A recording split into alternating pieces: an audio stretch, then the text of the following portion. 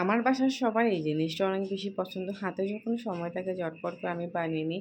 একটা লাউকে আমি ভালো করে কুড়িয়ে নিলাম। তোমরা চাইলে ভিন্নভাবে কাটতে পারো। এখন আমি ঘি দিয়ে এখানে একটু কিছু গরম মসলা দিয়ে রোস্ট করে নিব।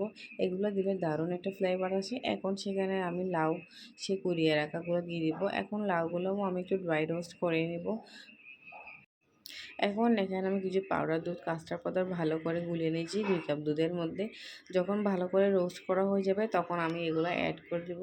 একটু ভালো করে মিক্স করতে হবে, কারণ কাস্টার্ড পাউডার অনেক সময় ভালো করে মিক্স হয় না। কাস্টার্ড পাউডার দিলে কালারটাও অনেক সুন্দর হয়, টেস্টটাও ভালো আসে। সেজন্য চেষ্টা করবেন অলওয়েজ কাস্টার্ড পাউডার ইউজ করার জন্য। এখানে আমি পরিমাণ মতো চিনি এবং একটু লবণ দিয়েছি। মিষ্টি জিনিসের মধ্যে লবণ দিলে একটু টেস্টটা ব্যালেন্সের মধ্যে চলে আসে।